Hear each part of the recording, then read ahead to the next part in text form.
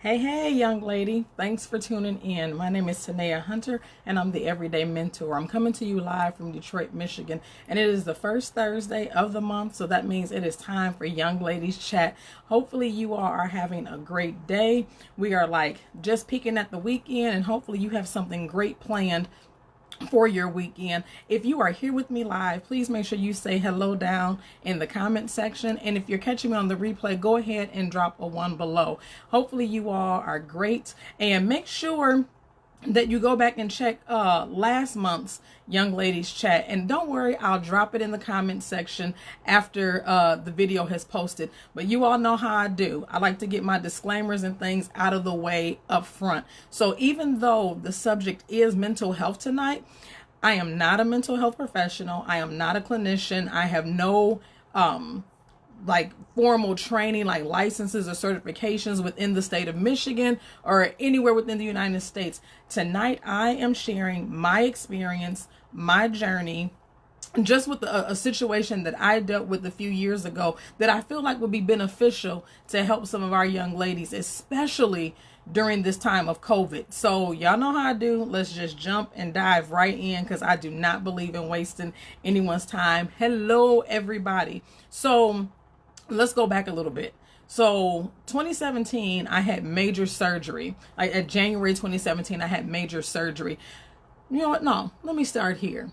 March 2018, I learned a very valuable lesson about myself, about how I interact with others, and about creating boundaries and just protecting myself and doing self-care and overcoming near burnout, stuckness, all of that stuff. So if we go back to January of 2017, I had major surgery. But prior to that, I was having chronic pain for like 4 months before the surgery. So all throughout 2017, after the surgery, I'm feeling good, but I'm still trying to adjust to, you know, the fact that I just had surgery, adjust, you know, physically, adjust emotionally, just make the adjustments. And it seemed like everything else around me was just, ugh. I felt stuck because I was getting ready to turn 40. In October of 2017, I was getting ready to turn 40, and I just felt like I should have been a lot further along than what I was. And I was just I wasn't feeling it. So literally leading out of 2017, like December of 2017, I contacted a few friends and was like, hey, I need y'all to help a sister out, like be my prayer partner like these next 2 weeks leading into 2018, because I legit felt like I was not going to make it. I felt like I just couldn't. I just didn't have it. So as we get into 2018, by this time I'm just overwhelmed, I'm frustrated, I'm angry, I'm just not feeling it. But it's like I'm still going, I'm still smiling, I'm still being, you know, who Tanea is. I don't believe anybody looked or knew or felt like I was any other, you know, I was any other way or I was different. But then came March of 2018. It was time for my review at work. And I wasn't scared or anything like that. So I went into the review. I didn't feel like doing the review because even professionally, I felt like I'm stuck. I just felt stuck all the way around. So I get into the interview. My supervisor's asking me, you know, how things going? What about this? What about that? Asking questions. And I just literally burst into tears. And she's like, whoa, and there was no reason for me to be crying. And those that know me well know that I'm not an emotional person. So it was kind of like, whoa. She was like, whoa, like what's wrong? And I'm just telling her, like, I can't do this. Like, I feel stuck. I want to do this. I want to do, and it's I just poured out my heart to her. And she had like a really good heart to heart with me. She talked with me like, hey, Tania, you know what? Maybe you need to take some time off work, you know, get yourself together, you know, make some adjustments. And me being who I am, I'm like, oh no, like I can't take time off of work because we have this to do, that to do. And she's pretty much like, if you just burst into tears just by me asking you how things are going, you need to take some time. You need to, she's like, this job will be here. So I went back to my desk after the review and did exactly as she said. I went ahead and took time in. So in March of 2018, I took about 10 days, when you include weekends and things like that, took about 10 days off. And I moved with purpose during those 10 days. What I did was I actually mapped out, like, okay, I'm going to have prayer time. I'm going to have study time. I'm going to have, time where I just rest, where I'm not doing anything. I contacted friends and family, was like, hey, I'm shutting it down. I'm not doing any dinners. I'm not, taking phone calls, just, all the regular hangout stuff you usually do and things like that. Nope. These next 10 days, I'm just shutting it down. And do you want to know what was revealed to me in prayer, young lady? Listen in real close. God legit told me, like, you're too accessible. I'm like, what? Like, what do you mean? Like what? He's like, you're too accessible. And I just kind of sat with that. He's like, there's no boundaries. There's no, like, you're always accessible. You're always going. You're always available. And I didn't think that there was anything wrong with it. Like, hey, if somebody calls for prayer, somebody wants an encouraging word, or just that, this is what you do. And God literally showed me how to set up boundaries. And let me be very clear.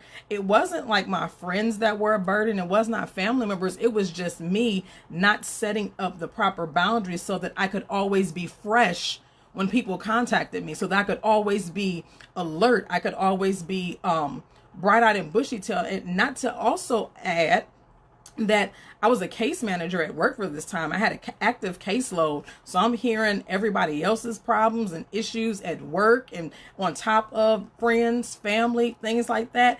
And he's like, no, you're too accessible. So God showed me how to protect myself. And like, he told me, like, Sunday, Mondays, you are not available. I'm like, whoa. I'm like, whoa. It's like Sunday, Mondays, like, you are not available, and you need to add in more prayer time, and you need to add in this and add in that. Because for me, just to be asked, if you're at a point where someone asks you just, how are you doing? And you burst into tears, or you, stub your toe, like, at the edge of the bed, but it sends you into a complete rage, or like just a frenzy of tears, there's a deeper issue. There's something else going on. And I am an advocate. If you need professional help, reach out, get it, young lady. And especially with COVID going on, you may not have been diagnosed with it. Maybe it has not been close to you. Maybe it's been like 20 people removed from you or what have you. But still, we're at home. Some of us are working at home. Some of us are like trying to homeschool children while we work. Life is not the same. We're walking around in masks. We are not living life as we used to. And so if you're feeling anxious, if you're feeling overwhelmed, sometimes you have to take a step back. And even though you may be trying to be there for a friend or be there for a family member, like they say on the airplane, secure your own mask first before you try to help somebody else. And the thing was, I was not securing my own mask. And what I found is, once I instituted that Sunday, Monday, which I still do to this day, put my phone on do not disturb, and the only phone calls that usually come through are just my immediate family. Drop some hearts below if you all can relate, or maybe if you all have already instituted some of these tactics or what have you. But I'm thinking to myself, wow, like, God really had to tell me, like, you need to shut the calendar down a little bit. So yeah, I still do Sunday, Monday. Like, I am not available. I'm not on social media. I'm not hanging out with friends. It's quiet, because you need to be able to secure your own mask before you go help somebody else. And I've even instituted, like, if a day gets kind of crazy, or if work is crazy, or if I feel like just things are just going on that are just too much, I will literally set a timer, go into a room and sit for 10 minutes in silence, 15 minutes in silence, because we can't allow ourselves to just keep going and compiling and compacting and just taking on the weight of the world. That's what Jesus is for. He can handle all of that. We can't. And I'm not saying we can't be there for friends and for family, but we definitely have to make sure that, okay, how am I doing today? Can I really listen to another issue? Can I really listen to somebody else's problem? And if you're not okay, it's okay to say that you're not okay. And that's what those 10 days did for me. It gave me the ability to say, I'm not okay. And I need to bring it in. I need to do something different. And I'm so thankful that by the leading of the Holy Spirit that I did something different, because when I take, even now, when I take my Sunday, Monday, it's sweet. It's sweet. I feel re-energized. I feel refreshed. So then I'm ready to start the week, ready to, get up and at 'em, getting ready to go. And then I also instituted a quarterly whole week shutdown, where each quarter, and I have one coming up, I think next month. It's either next month or October. I have to look back at my calendar. But each quarter, I take a whole week. No, I'm not going to dinner. No, we're not going to the movies. Well, we're not going to the movies now anyway. But no, I'm not like on social media. No, we're not kikiing, ha-haing, or whatever. No love lost for anybody. But in order for me to be my best self at all times, we need to rest. We need to recharge. We need to reboot. And I know that video that went viral of the young man that was preaching, and he was saying that, when phones get updates, it's at rest. When there's some type of update, we're at rest. So we cannot tackle the whole world, and especially in a COVID society now. This is, unfortunately, this is our normal for right now. In order for us to take care of our mental health, we have to make sure that if we need to take a break, you need to step away. And let me be very clear, young lady, very clear. And if those around you don't understand that, hey, I'm not picking up my phone today, or hey, I don't want to hang out, and they get an attitude and make it about them, might be time to adjust maybe that relationship or your availability to that relationship. Because all of my friends that I was in everyday contact with, when I told them, hey, I'm shutting it down for 10 days, I got support, I got love, I got prayers. Like, after the shutdown was over, friends were like, hey, you good? I was praying for you, how are you feeling? So we have to make sure we secure our own masks so that we can help somebody else. And my young ladies, especially in this COVID society right now, you're at home, you're trying to homeschool, you're trying to do your own job. There are not many options for you to get outside the house. You've got to create a schedule within the house. You've got to create a schedule. Say, okay, well, this is playtime. This is this time I'm going to work. And then maybe a half hour before the kids go to bed, or maybe even after. But you have got to strategically and intentionally have time for yourself. Have quiet time, or have time when you read, or have time when you catch up on a show. Because if we don't, we become frustrated, tired, heavy, and we don't have to have those things. And it doesn't make you a bad mother because you need a break from your kids. I will say it again. And somebody please type that down in the comments section. It does not make you a bad mother because you need a break from your children. I've raised 3 sons, and those who know me know that I've took breaks frequently. My mother taught me how to take breaks. My husband and I took vacations. I went on girls' trips, because you need to be refreshed and not feel guilty about it. Because trust me, and my young men are at that age, when they get 18, 19, they're not thinking about me. These young men are after work, they're like, hey, I'm going over my cousin's house. We're going to do this, or we're going to do. So take the time that you need, because believe it or not, and I'm telling you from experience, it makes you a better mom. It makes you more calm. It makes you more peaceful. It makes you able to deal with just the regular 2-year-old stuff, the regular 7-year-old stuff, or maybe even the regular old 10-year-old stuff. But let me tell you this, teenage stuff, those who are raising teenagers, drop like a, yes, it's me. Teenage stuff, you almost need like 2 weeks per kid that are a teenager to regroup. But all in all, young ladies, take care of your mental health. Secure your own mask. Take care of you. In that, I'm not talking about you just going out here, going off on folk. I'm tired. I'm not. Nope, because when you're at that point, that means that you should, like, you know what? Thursdays, I'm just going to, kind of seclude myself. Tuesdays are whatever. Whatever it is that you need to do in order to make you feel comfortable, so you can continue studying for school, so you can continue to run your small business, whatever it is, you've got to make sure you secure your own mask so that you can be okay, because none of us should be breaking down crying just because we were asked how we're doing. None of us should just go off in a fit because, oops, I forgot to buy, an extra roll of toilet tissue. Oops, I, forgot to make this deposit. When we're, going off on the deep end over things that seem seemingly small, there's something else down at the root.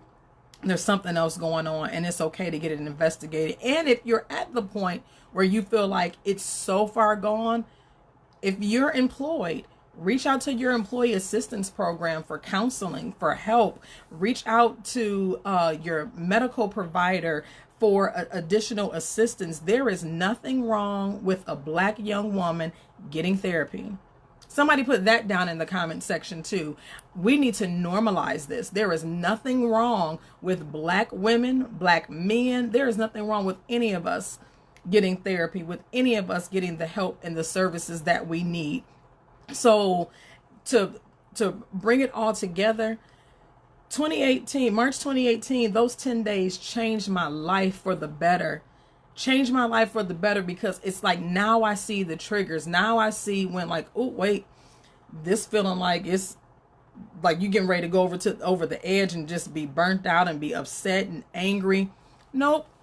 If I feel like I even need to shut down before my quarterly, I'll do it without apology whatsoever, because again, it helps me. It helps me to be better, and it helps me to refocus and to put my focus back on God, to get in prayer, to get in His Word, to not allow the cares of this life to overwhelm me, because our only peace, our only solitude, our only quiet is in God. It's in Him. And He says the only way for us to He'll keep our minds in perfect peace is if we keep our minds stayed on Him. So there's something that we need to do. So young lady, if you need professional help, seek it, get it. If you need it, there is no shame in it. Get it. But if you're not at the point where you feel like, well, you know what, I'm feeling some type of way, but I don't need professional help, schedule some downtime. Yes, schedule it. Pull out your calendar and schedule it. Schedule the downtime. Put yourself on the calendar. And I literally will put Tanea on the calendar without apology, without a shame. And that's just what we do. That's just how I roll. That's just, and I encourage you, young ladies, seriously, because it will help you so much in the long run. It will help you so much in the long run. And ultimately, remember, God is our peace. God is our source. Not a young man, not a boo, not a bae, none of that. But it is God. It is God and Him alone. So, young lady, take care of yourself. Secure your own mask. Next month for Young Ladies Chat, next month we're going to be talking about your strong friends. So make sure you grab your strong friend and meet us back here next month. Somebody put the date down for the first Thursday of September, because I want to say it's the 3rd, but I don't want to misquote that. But yeah, the first Thursday in September for Young Ladies Chat, and we're talking about our strong friends. So make sure you grab your strong friend. But I have a surprise for you all. So tomorrow at 9 o'clock, you're going to want to join me over on Instagram, because it's going to be lit. Like, it's big. You want to hawk my stories, because after this live, I'm dropping a major announcement. I'm so excited for an opportunity that I have. So tomorrow night at 9 o'clock, you want to head over to Instagram so that you can see what's going on. Going live at 9 o'clock is a collaborative effort, and it is going to be fire. So you want to make sure you stalk my stories on Facebook and on Instagram so that you'll see what's going on. But I hope that you all are having a great evening. I hope that you all will have an even better weekend. But you'll catch me for Young Ladies Chat next month, first Thursday in September. Wow, September. But tomorrow, you want to head on over to Instagram at 9 p.m. You want to head over to Instagram at 9 p.m. tomorrow. Check my stories probably within the next hour to see what I have cooking up. I hope that you all have a great evening, and I will catch you tomorrow at 9 p.m. on Instagram.